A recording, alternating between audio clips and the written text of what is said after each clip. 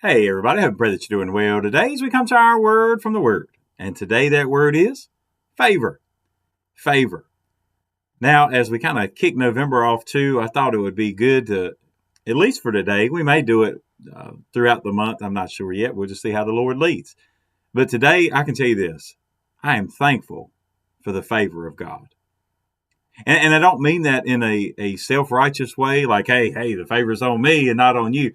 No, I mean as a child of God. I am thankful for the favor of God. Right? There are times when we have done faithful things, and that's why we have the favor of God. And there are times where God has ordained in His plan and His schedule and in His sovereignty that even in His mercy and His grace, that His favor would be on His people, on His children. We see His favor on the Israelites throughout the story of the Hebrews and Israelites there in Egypt. This whole series of events through the plagues, we have seen His favor on the Israelites. And today would be no different as we are getting to the 10th plague. And today it's just kind of introduced, and then the plague will actually take place in chapter 12. But today in Exodus chapter 11, just one single verse today, verse 3, and the Lord gave the people favor in the sight of the Egyptians.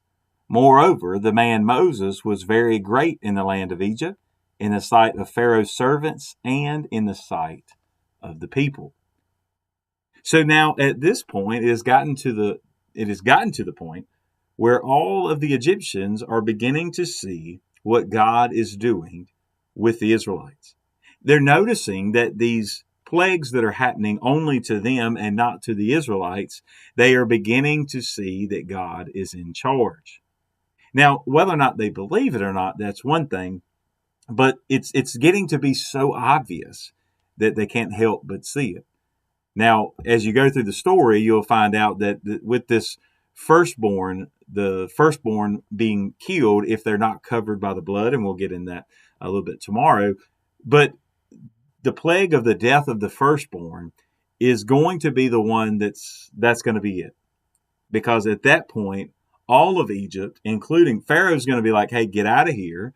Take everything with you. The people of Egypt are going to load them down so that they leave the land, looting them, plundering the Egyptians, just as God had told Moses they were going to do way back in the beginning of Exodus. Now, as it comes to that the people have favor in the eyes of the Israelites have favor in the eyes of the Egyptians, it's not because of anything they've done. Right? These are they're slaves. They're being oppressed. They are being mistreated. But yet the favor of God is on them. They are beginning to be looked at differently from those around them. How can that be anything but God? Then you have Moses himself, who is lifted up, who he has found favor even amongst Pharaoh's own servants and among his people.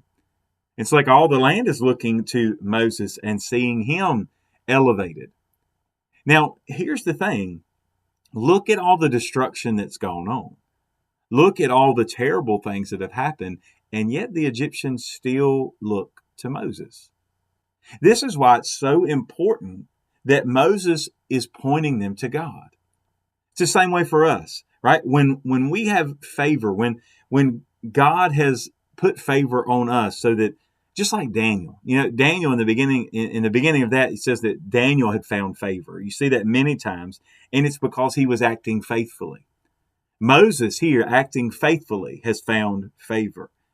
The people at this point haven't had a lot to be involved in it other than trusting the word of God through Moses. When it comes to the 10th plague, they're going to have to exhibit and act on their faith as well to, at that point, stay in the favor of God. Now, as I mentioned before, there are times when we're obedient, that gets us favor, and there are times where we're disobedient, and God still shows favor. Today, as I started, I said I am thankful for the favor of God.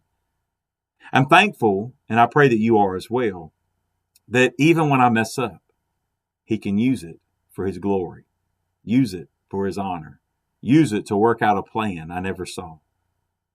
Our Sunday school lesson yesterday was on the story of Moses and how he was a murderer. And yet then God still used him to lead the people out. God used that time he was fleeing from Egypt so that he could meet his wife. And all the things that go along with it, nothing caught God off guard. That's why even in this story, and even in your story, there's nothing that's caught God off guard.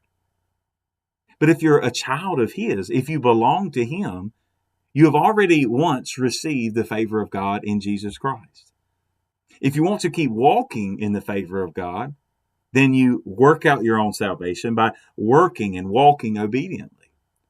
But also know this, that even when you mess up, because you will, even when you make mistakes, because you will, God can still use it. God can still bless it. And he can, as the old saying is, he can take our messes and make them into masterpieces.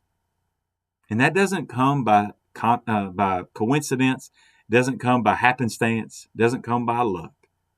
It comes by the sovereign work of a God who shows favor to his own.